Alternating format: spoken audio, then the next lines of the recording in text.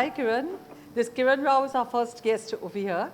And welcome to Boss Dialogues. And we're thrilled to bits to have you here. Thank you, Indu. And I'm hoping it will be like a really fun as well as informative session, because that's what I think the audience comes here for. Right? So without any further thing, we shall get into thing. Now, in the promo that we made with you, you mentioned that you like indie films. But you have so much of access to mainstream films. And of course, it's no secret that we all know that you're married to Aamir Khan, and that's where, so you hang around, let us say, with a lot of mainstream people. Now, what I want to ask you is that, when we talk of indie films and mainstream films, what exactly makes a film indie or mainstream? And I have 3 parameters, but you're welcome to say that none of these are the ones and then tell me what they are. And is it the thought behind the film that is the content of the film? Is it the budget of the film, which again depends on the actors who are in the film? Or is it just where the money comes from? Is it coming from a big studio?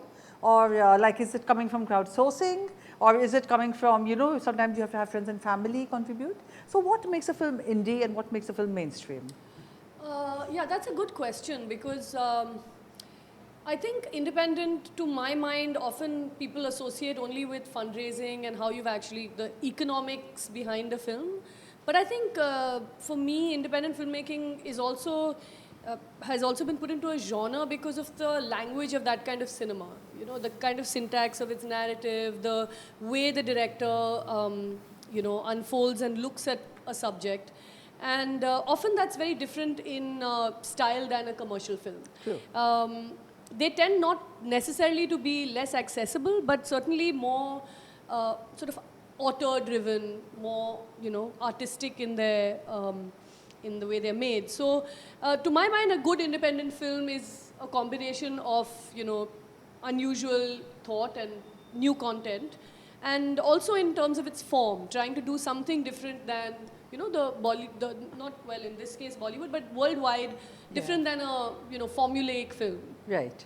Your choices, of course, show that whether it's Dhobichat or with the Ship of Theseus, that you are much, much more inclined to the independent sort of filmmaking. Doesn't the husband feel a bit left out with all this? No, well, when I actually wrote Dhobichat, I didn't think that Aamir would get into it at all.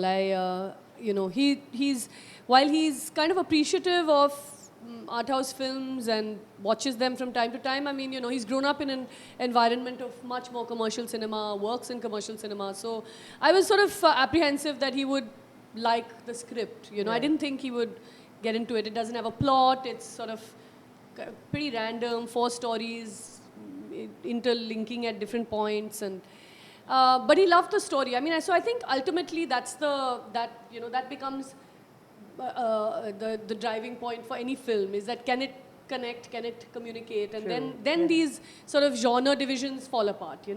Somewhere if the film speaks to someone, it stops being either independent or commercial. So Aamir kind of wanted to produce Dhobichat, which was great for me. And for Ship of Theseus, I was very sure I wanted to do something to help them, whatever it could be. I didn't think of presenting at that time. It didn't occur to me.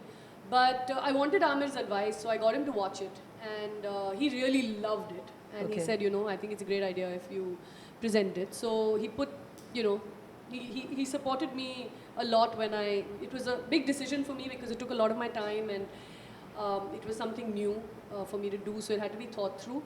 But he was very supportive, so I don't think he feels that left out. Now he feels like he's also an honorary member of the art house world, so to speak. You also managed to release Dhobichat without an interval, which is something really radical in the the Hindi film industry. But how difficult was it? How much of a fight did you have to put up?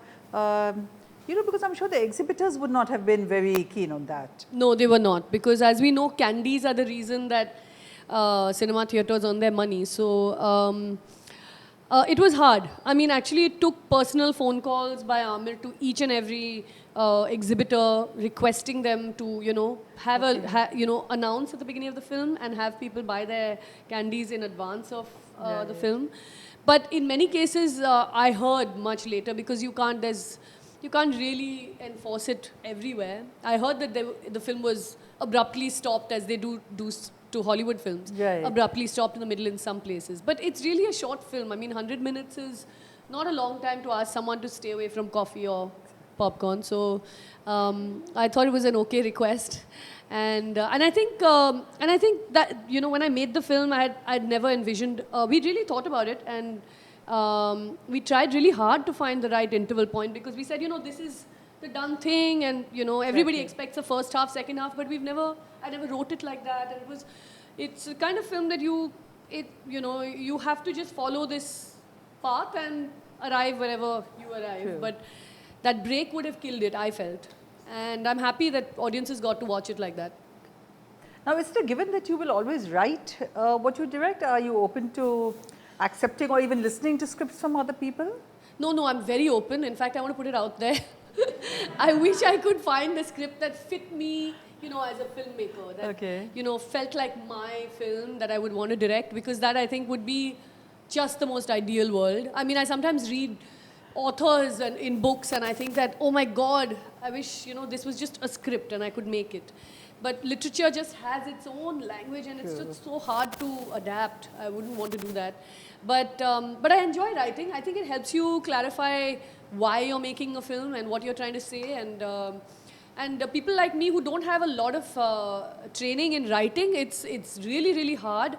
But I think it's the biggest achievement when you actually manage to write a draft that you're happy with. I mean, I think that's it. Actually, I wish after that the film would just go away and get made, because the hardest part really is to write it.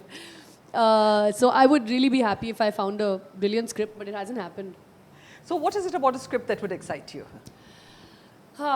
Good question. I mean, I have to say I'm not very interested by particular genres like horror or, you know, thriller or, you know, things like that, comedy. I think I like sort of very subtle dramas, maybe, if I could coin a term there.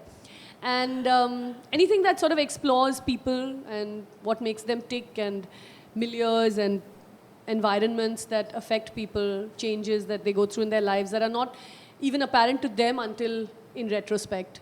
You know, stories that deal with that kind of thing would be up my street, I think. Now, you know, this is a question that I ask most directors that I speak to. Is it that, I'm sure Dhobikat was not the first film you wrote, isn't it? You must have been sort of like, no? No, it wasn't. Okay. Oh, it was. It was the first film I wrote. I mean, I tried to write something previous to that which was really rubbish. So I kind of wrote a vague draft, and I knew it was just not for me. And then I started on Dhobikat in 2005. So it was the first thing I attempted as a feature-length script from start to finish. I'd never written any script before that. Because, well, yeah, the question is that how do you know which one you want to make? And even more important now, since it was your first one, how do you keep that enthusiasm going? It takes 2 years to make a film, because by the time you look for money, you look for actors. So how do you keep it going? What if you get another better idea and you want to go move on to that instead and leave this? You know, how do you deal with all this? I think any filmmaker will tell you that their first film is just the most fantastic experience, because you're a virgin, you know. It's just all new, and you're so excited, and you know, it's you're not overthinking things, because you don't have all that experience behind you, you know, and you don't feel like you've made a film in a particular kind of style or anything. It's just so for your first film, I feel you have a certain focus and an energy that gets you through it. Whereas now I find for my second film, I'm having exactly the problem you know, kind of described, which is that I've started something. That's also a function of having a little child. So I have the attention span now of a 3-year-old because I have a 3-year-old. But you know, you kind of start something, and then I've written large chunks of about 6 scripts, and I just haven't been able to finish any. You know, it's because writing anything takes that sort of tunnel sort of vision that you need. You need to just get in there and just shoot off till the end, because if you read it again, you'll just keep revising and refining it before you finished it. So that's the stage I'm at, unfortunately. And then, you know, something else always looks so attractive when you're stuck with something that's not working, so you're just on to the next script. So that's happening to me a lot. That's one of the reasons I haven't actually locked anything so far. I haven't finished another script. It's so nice to actually come across somebody who said that, because most of them say, no, you know, then you just get around to making it and you put it at the side, like, but now we're concentrating on this. Good to know that you have 6 unfinished scripts. Yeah, I wish I had that problem. You just get into it, just make it and put it aside. I mean, I kind of feel that I should just do that, because I feel often a lot of people will find it with themselves that you kind of have higher expectations of yourself, and you every time you look at it, you're like, no, you know, you want it to be better and better. And there are a lot of people that I meet who are able to just do. You know, they do because they just have to keep doing. And I find that so admirable, and I really wish I had that quality of not worrying so much whether it's good or bad, but just doing it because you have to work, and with work you get better at it. And as you make films, you just get better at making them, I hope. So, so yeah, that problem, unfortunately, I have. And after Ship of Theseus, did you have a lot of people wanting you to see their films so that you could take it to the next step? I did, yeah. I had a lot of people ask me to watch their films to sort of, you know, either help them present or... and I didn't, for a longish time, I kind of said no, because I'm, you know, really, I didn't see that as a role for myself, primarily because it was the first time I was doing it. I didn't know what it would entail, and it was pretty laborious for me. I mean, it was enormous fun, one of the most fun experiences I've had in my life, but hard, because I had a little kid, and I worked like literally 7 months every day on the film, you know.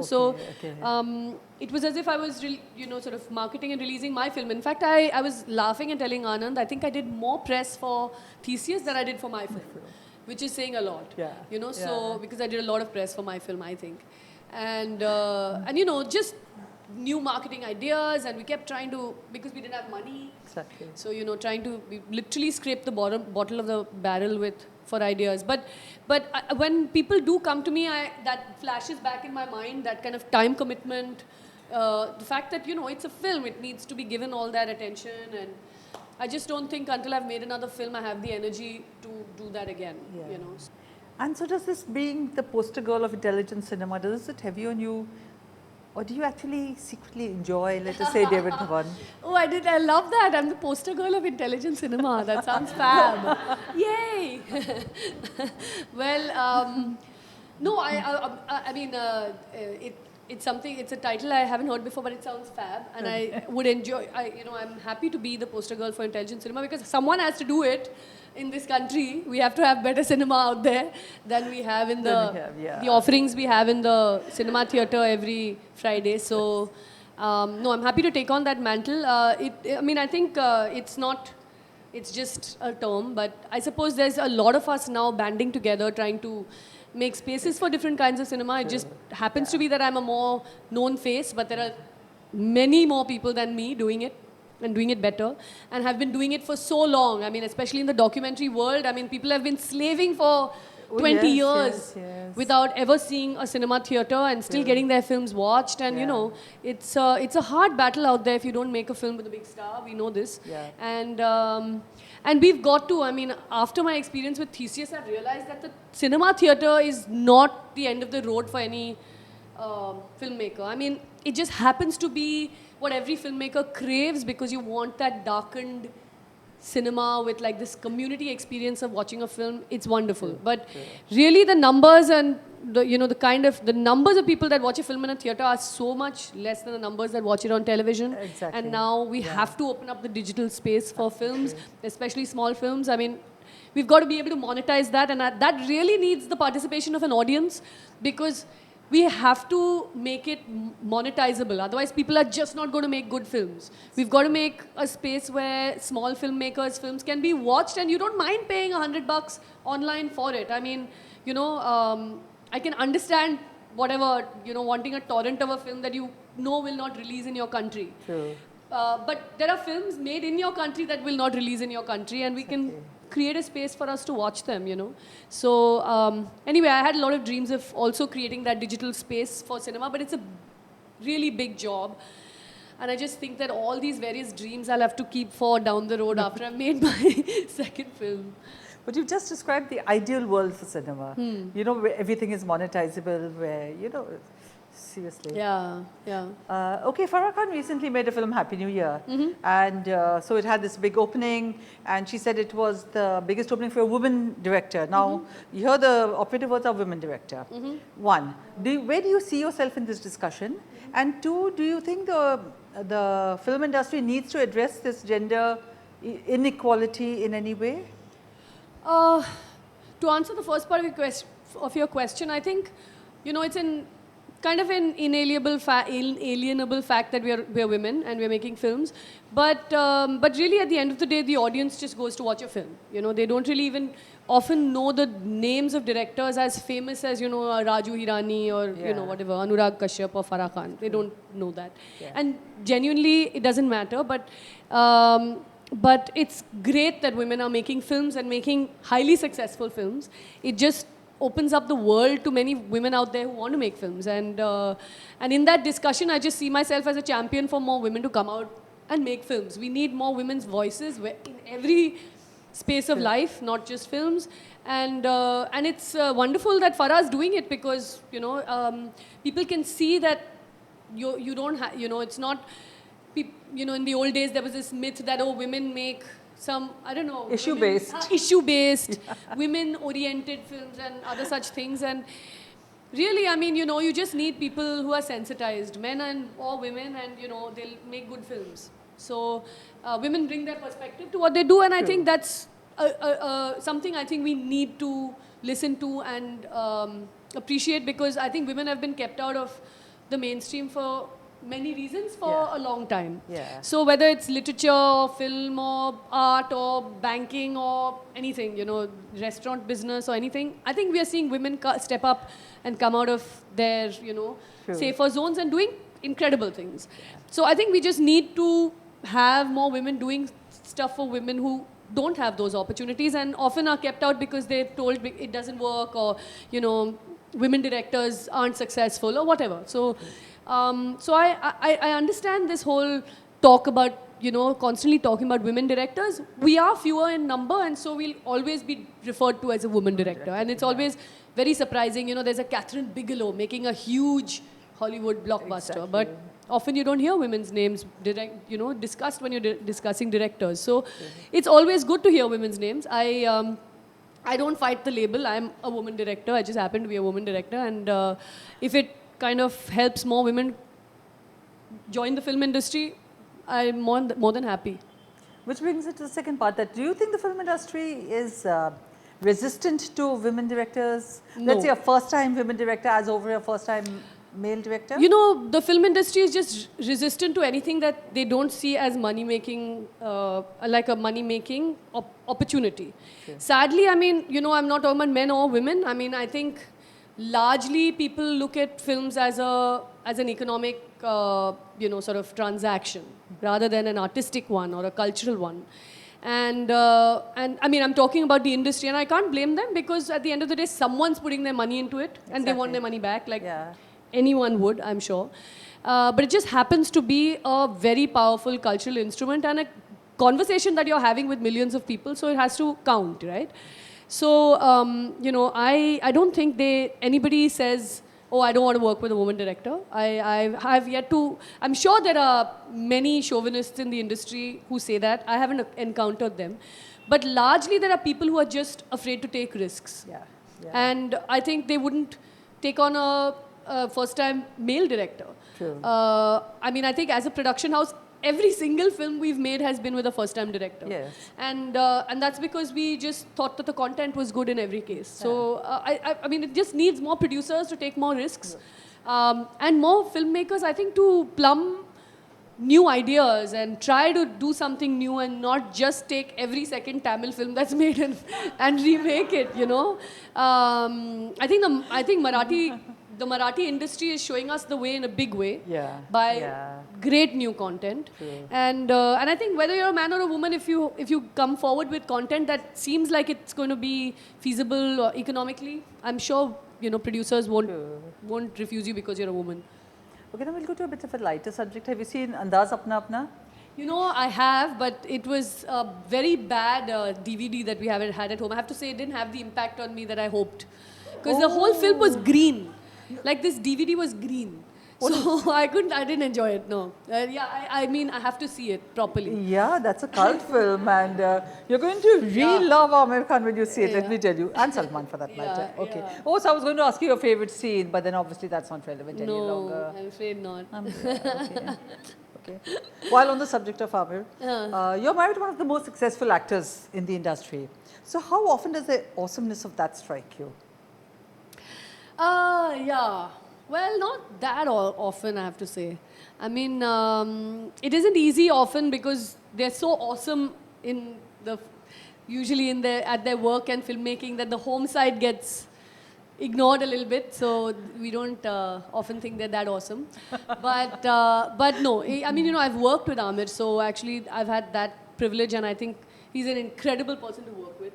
And yeah, he's a great guy. I mean, I just feel like he's a very rare person, So I do get struck by the awesomeness of him. He's a very, very rare human being, and I'm really lucky and happy, to be married to him, I think, and working with him in his life, basically. Like you had a fairly, what I would say, regular sort of upbringing. Went to college, went to Jamia. Like 1,000 people do that. What made you decide, and you're not from the film industry at all, you're not from Bombay in fact. No. What made you decide that you wanted to get into the film industry and you wanted to start as an AD?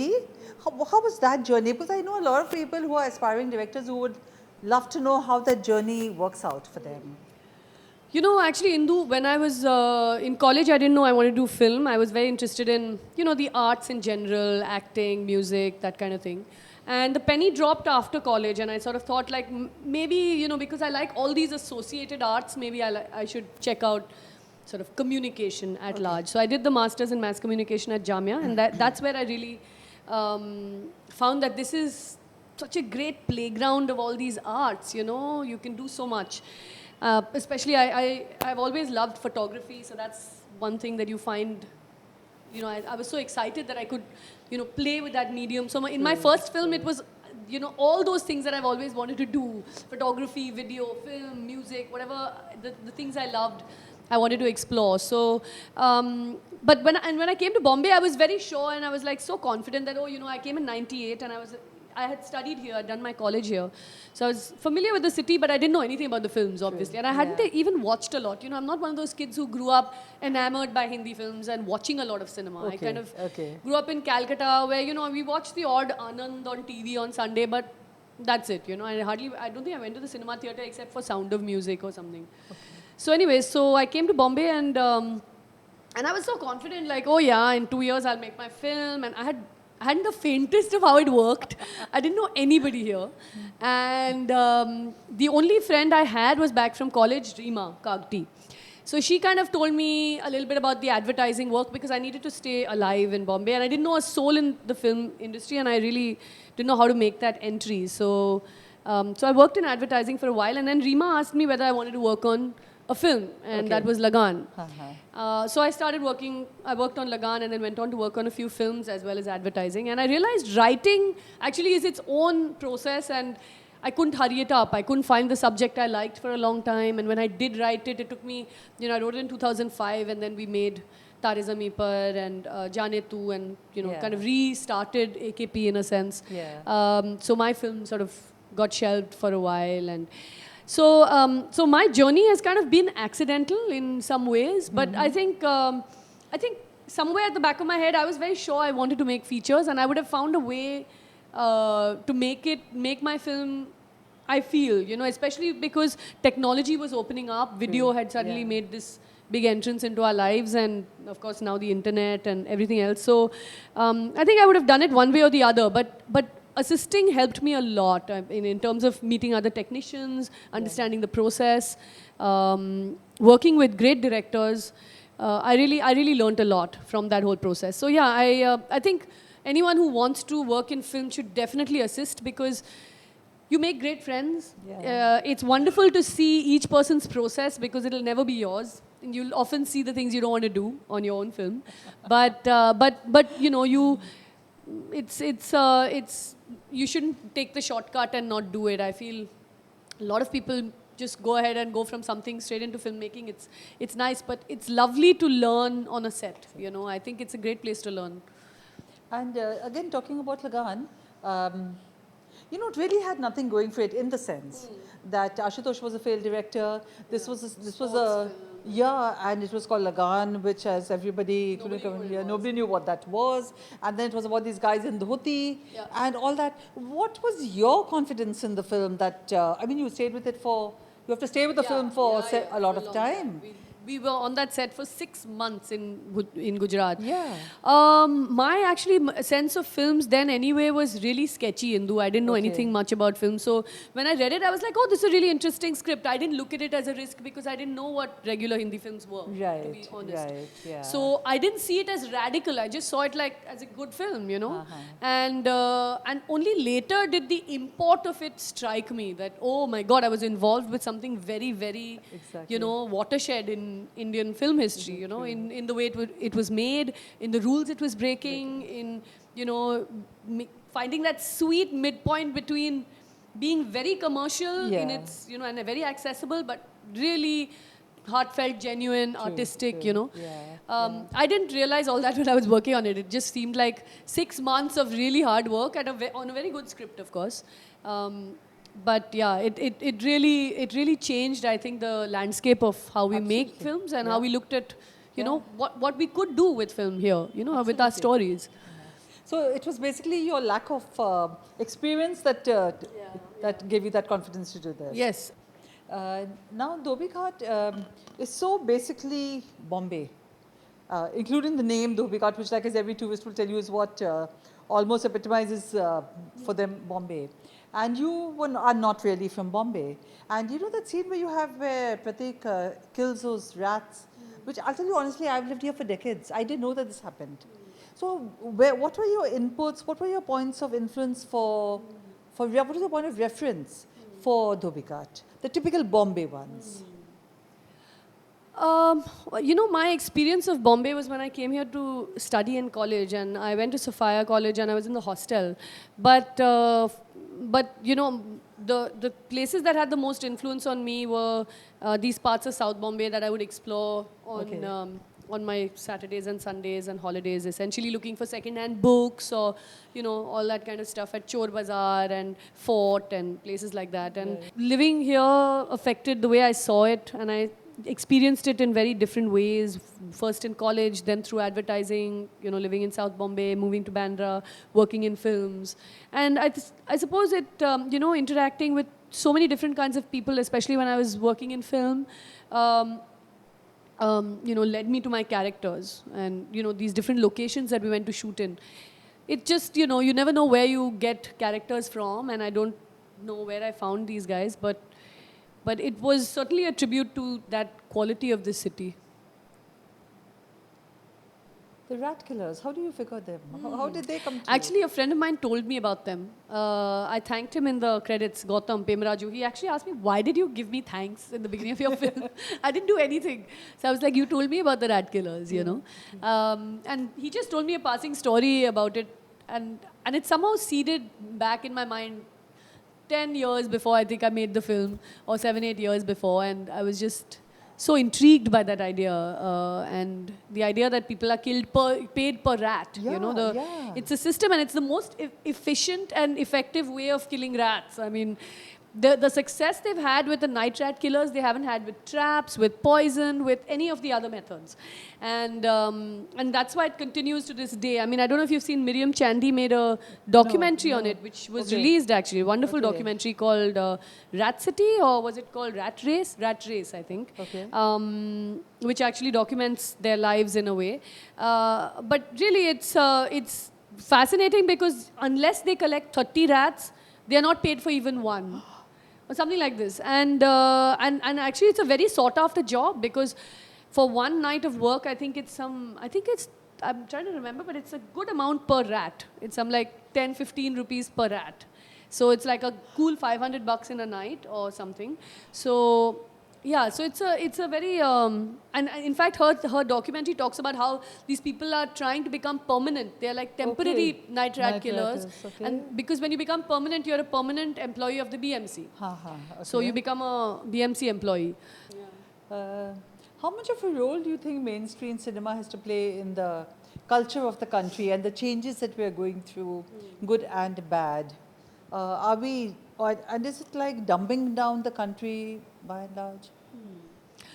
Yeah, well, it's certainly very, very influential in terms of, in fact, I feel to a large extent, you know, culture has become synonymous with Hindi films, which is Yeah, very frightening. yeah. But it is a fact. And you know, I suppose they always say it's always reflective of a filmmaker's work is always reflective of the way a country is or whatever, you know, of people in general. But we really, you know, I think it was time that we took stock of what we were doing because the content we were putting out was by and large a lot of trash. Yeah. And I can't say that it's changed all that much in just in terms of numbers, but I think there is an awareness that you don't necessarily need to make rubbish films in order to have them succeed. I'm hoping. I mean, I'm hoping films like Queen and, you know, I don't know, you know, successful good films Yeah, have shown yeah. that you can do a good film and it can do well, you know. I think audiences have completely tired of these rubbish films. You know, all I hear is complaints when people come back from cinema theaters. But they're So still going and they still they- go because, you know, often because I suppose they're hopeful, like all of us are, of, you know, maybe there's something there, I'll get 3 laughs. Secondly, we haven't created spaces of other culture in this country. Where do people go? What else can they do apart from go to the film or go to the mall? You know?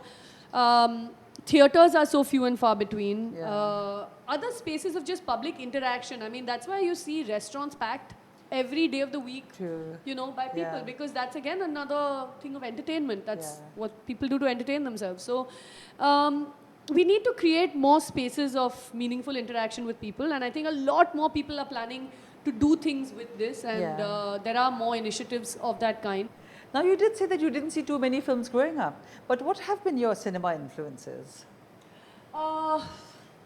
Maybe later, maybe a Jamia. Later, yeah, you know, Yeah. I would say I don't remember all that much growing up, but they were more at Jamia and the films I watched at festivals and, you know, other places. But, you know, it was a lot of the, I suppose, European New Wave, the French New Wave, a lot of that Japanese cinema, Iranian cinema. You know, Herzog was a big influence. I love Herzog. Avant-garde films as well, Maya Deren, you know. Yeah. All kinds of different kinds of films influenced me as a filmmaker. I mean, documentary to a large extent. And I think photography is a space that I find like poetry is to literature a bit. Right. You know, photography Right. to cinema. Cinema.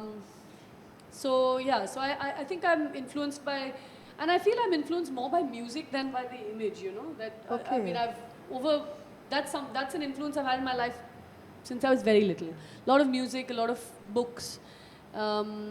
So I think writing and music influenced me a lot more as a filmmaker than films did. So, what would you suggest, say, to our audience today? What sort of films? Because, you know, I mean, after all, there is limited time. You need to study what's happening. You know, so you need to let it permeate down there. What are the films that you would suggest that they should see? I would really hope that people, you know, give other kinds of cinema a try when they're in the cinemas, when they're in the theaters. You know, right now there's a film I believe called Elizabeth Ekadashi, a Marathi film which is supposed to be good. So go out and watch it. You know, there are documentaries.